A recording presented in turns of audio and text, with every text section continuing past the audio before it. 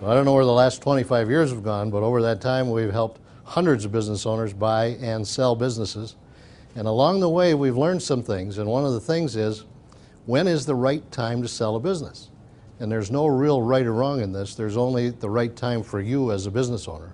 And it's one of the things that business owners have trouble with because they're so busy managing and running their business 24/7 that they forget to think about the big picture items.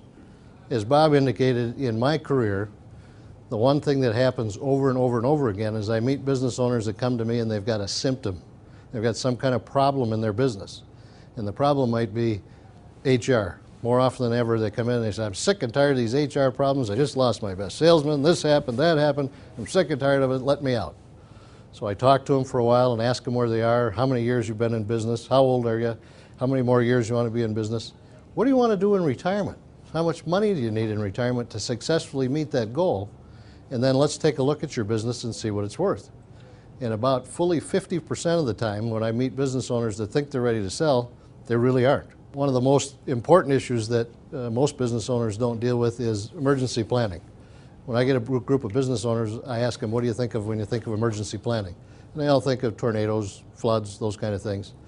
Those are important, and that kind of disaster planning and disaster recovery planning is very important to have in place.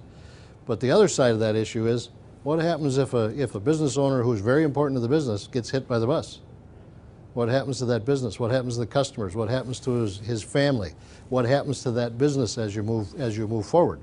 Do they have a buy-sell agreement in place? Do they have some life insurance in place? Do they have some disability insurance in place? What happens to the business? And you'd be surprised, more than 90% of the business owners that I talk to haven't planned for that type of an occurrence. When I meet the business owners and they think they want to sell, the first thing I ask them is, what are you going to do in retirement? Do you have a house in Minneapolis? Do you have a lake place up north? Do you have a house or a condo somewhere down in Las Vegas where you go golfing? How many properties do you have? What does it cost to maintain those properties and pay the real estate taxes? Do you have children that are going to be going to college? Do you have grandchildren going to college? What do you want to pay for? What can you pay for? And then what is it going to cost you in retirement? When you shift from actively creating income to the passively creating income, how much do you have to have in assets to create the kind of income necessary so that you can pay taxes on it and have enough money left over to still have a good retirement?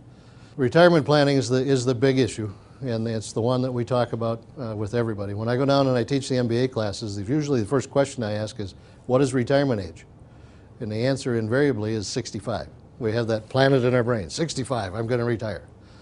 By the time I'm done with the class, when I ask that question, they understand that the answer is, as soon as I can gather up enough assets, enough financial assets, to generate the type of income I need in retirement, then I'm done. Then I can quit working to create active income, and I can start doing things that I want to do, whether that's being on the church board, whether that's going back to college and teaching some students, whether it's just going golfing or going fishing, whatever it is you want to do.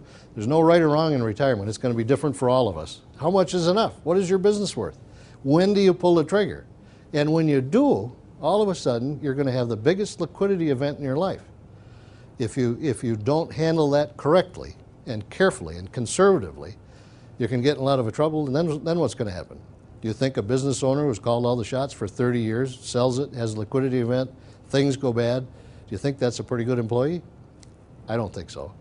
Business valuation, what is your business worth? This is a huge question that comes up all the time. There's standard methods of valuation. We can get into multiples of earning, asset valuation, comparable sales, all of those things. But to simplify that, what the value of a business might be, let me just tell you this. There's two good ways to do this. Number one is to think about, if you own a business, and if you want to sell it today, all you're doing is you're taking the income for the next 5 to 7 years, accelerating it into today's money, and you're going to pay capital gains tax on it instead of ordinary income tax, which saves you about 20%. He actually touched a nerve with a comment about his radio show and the transition of ownership of a piece of family property. I have that situation within my own family, aging parents, and they're coming to grips with, hey, we can't manage the cabin forever. How is this going to work with 5 siblings, 3 local, 2 far away? Who's going to pay the bills? Who will take care of the cabin? And all of that. We'll see. I think that we're just playing it a little bit more safely, a little bit tighter to the vest than we ever we're used to. But React to the marketplace and the examiners. exactly, we're being a little bit more cautious in who we lend to and how we lend, but we're still doing it. Still have to I have hate loans. turning on TV and oh, you can't get a loan. That's not true. Yes, you can. Sure. You just have to look. You still have to Go make to the right money. institution.